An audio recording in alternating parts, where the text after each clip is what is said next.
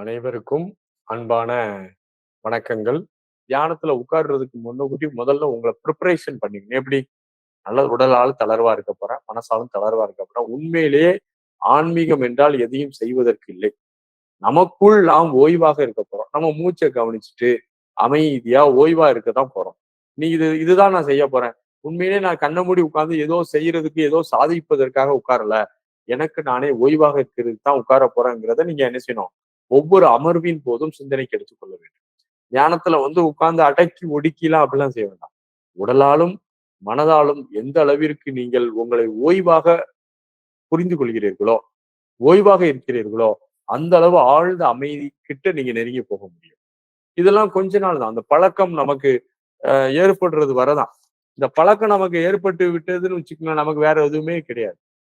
இன்னொன்று என்னுடைய ஒரு முக்கியமான ஒரு கருத்து, இந்த நம்பிக்கை அப்படிங்கிறதை நீங்கள் புரிந்து கொள்ள வேண்டும். நீங்க எல்லாம் நம்புங்க, கண்டிப்பா முக்தி பெற்றுருவீங்க அப்படின்னு நான் சொல்றதுனால உங்களுக்கு முக்திலாம் வராது. நம்பிக்கை என்பது ஒரு ஆபத்தான ஒன்று. நம்பிக்கை ஒரு ஆபத்தான ஒன்று. குருட்டு நம்பிக்கை மிகவும் ஆபத்து. நம்ம வாழ்க்கையில பெரும்பாலும் நான் என் ஃப்ரெண்ட நம்பி பணம் குடுத்துட்டேன். அதனால நான் ஏமாந்துட்டேன் அப்படின்னு சொல்லக்கூடாது. நம்பிக்கை என்பது 2 வகைகளில் பொருள் கொள்ளப்படுகிறது. ஒன்று அறியாமையினால் வரும் நம்பிக்கை, இன்னொன்னு அனுபவத்தினால் வரும் நம்பிக்கை. இந்த அறியாமையினுடைய நம்பிக்கை தான் நமக்கு அதிகமாக இருக்கிறது. நம்ம கோயில்ல போய் சாமி கும்பிட்டா சாமி எல்லாத்தையும் சரி பண்ணிடுவாரு. அது அறியாமையில உள்ள நம்பிக்கை. புத்தர் கிளாமா அப்படிங்கிற ஒரு கிராமத்துக்கு போறார். அந்த கிராமத்துக்குள்ள போகும்போது புத்தர் போதனை செய்றார். தம்மம்னா என்ன? தம்மம்னா விழிப்புணர்வா இருக்கணும். எந்த உயிர்களுக்கும் தீங்கு செய்யக்கூடாது. எந்த உயிரையும் நம்ம என்ன செய்யக்கூடாது? வெறுத்து பேசக்கூடாது. எல்லா உயிர்களிடமும் அன்பாக இருக்க வேண்டும் என்று போதிக்கிறார். புத்தர் போதிச்சு முடிச்ச உடனே என்ன நடக்குது அப்படின்னா, ஒரு ஆள் எந்திச்சு கொஸ்டின் கேட்டான். ஐயா புத்தர் பெருமானே, நீங்க போதிக்கிறதெல்லாம் ரொம்ப நல்லா இருக்கு. உண்மையிலே அது ஏற்புடையதாக இருக்கிறது. ஒரு 3 மாசத்துக்கு முன்னால ஒரு சாமியார் வந்தான். அவன் போதிச்சான். அத நாங்க கொஞ்ச நாள் கேட்டுட்டு இருக்கோம். அதுக்கு ஒரு 6 மாசத்துக்கு முன்னாடி ஒரு சாமியார் வந்தான். அவனும் போதிச்சான். அதையும் கேட்கிறோம். இப்படி போன மாசம் கூட ஒரு சாமியார் போதிச்சுட்டு போனாரு. இப்ப நீங்க வந்திருக்கீங்க. இப்போ நாங்க எந்த போதனையை பின்பற்றுவது? இந்த கொஸ்டின் உங்களுக்கு வரணும். எந்த போதனையை பின்பற்றுவது அப்படின்னு கொஸ்டின் கேட்டாங்க. புத்தர் பெருமான் என்ன சொல்லணும்? சொல்லியிருந்தா நம்மளா இருந்தா என்ன சொல்லுவான்? முன்னாடி உணவம்லாம் பிராடு சாமியாரு. நான் சொல்றதுதான் கரெக்ட். நான் சொல்றது மட்டும் நீ கேளுன்னு சொல்லி. ஆனால் என்ன செய்யல? புத்தர் பெருமான் என்ன செய்யல? அப்படி சொல்லல.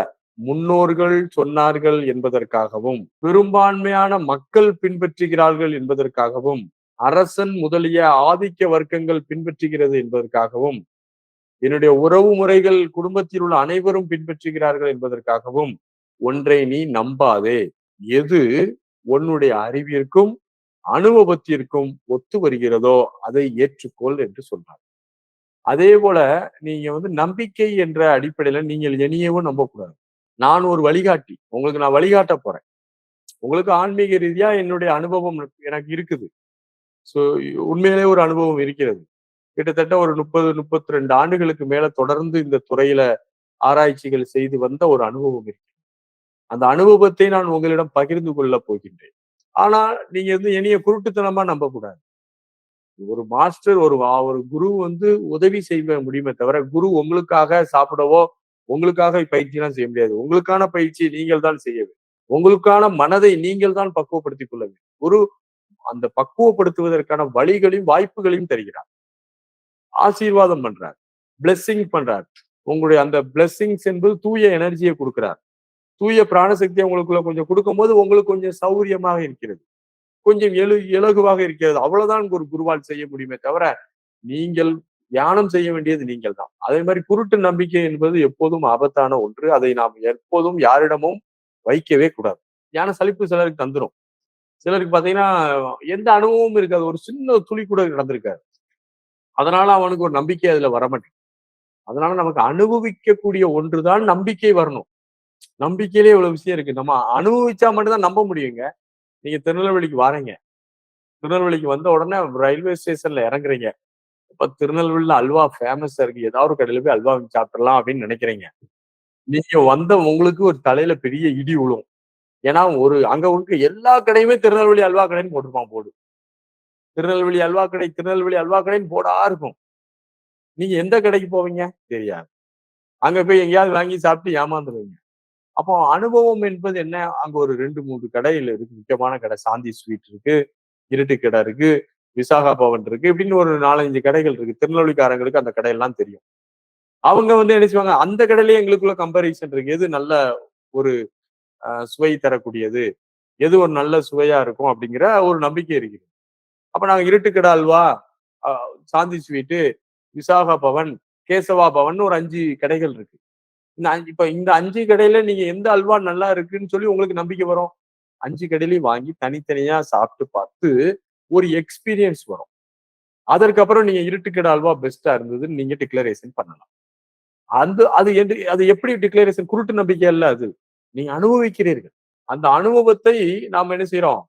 புரிந்து கொள்கிறோம். அதே போல தான் நம்ம முன்னோர்கள் வந்து மக்களுக்கு நன்மை செய்ய வேண்டும் என்று கருதி இருக்கிறார்கள். அதுல மாற்று கருத்து இல்ல. அந்த கருத்துகளில் 99% புனைவுகள் இருக்கிறது. இதுதான் பெரிய பிரச்சனை. புனைவுகள்னா என்ன? கற்பனைகளை சேர்த்து சொல்லியது. கற்பனைகளை சேர்த்து சொல்லியது. உண்மையிலே பேய் இருக்கு அப்படிங்கிற ஒரு கருத்துன்னு வச்சுக்கோங்களேன். ஒரு பேய் இருக்குது. ஓகே. ஆனா அந்த பேய் இருக்கிறத இவன் என்ன செய்வான்? கொள்ளிவாய் பிசாசு இருக்கு, அப்படி இருக்கு, இப்படி இருக்குன்னு சொல்லி அதை இவனுக்கு என்னெல்லாம் பயம் இருக்கோ அந்த பய உணர்வை அதனோடு சேர்த்து சொல்லி நம்மள சிறு வயதில் அந்த குழந்தைகளுக்கு புதுசா கேட்கும்போது அது நம்பிக்கைக்கு வந்துருது. அப்ப நம்பிக்கை அப்படிங்கிற ஒரு விஷயம் வந்து நம்மை வந்து ஒரு முக்கியமான ஒரு மூமெண்ட்ல வச்சுக்குது. அத நீங்க புரிஞ்சுக்குங்க. அதனால நீங்க ஒரு குருட்டுத்தனமான நம்பிக்கை எதன் மீதும் வைக்காதீங்க. இன்னைக்கு இல்ல, என்னைக்குமே. உங்களுடைய ஆன்மீக வாழ்க்கையில ரொம்ப ஸ்ட்ராங்கா, கிளியரா, நேர்மையாக நீங்கள் ஆன்மீகத்தை முன்னெடுத்து செல்ல வேண்டும் என்றால், குருட்டுத்தனமான நம்பிக்கை வேண்டவே வேண்டாம். உங்களுக்கு அனுபவம் என்ன வருகிறதோ அதை மட்டும் ஏற்றுக்கொள்ளுங்கள்.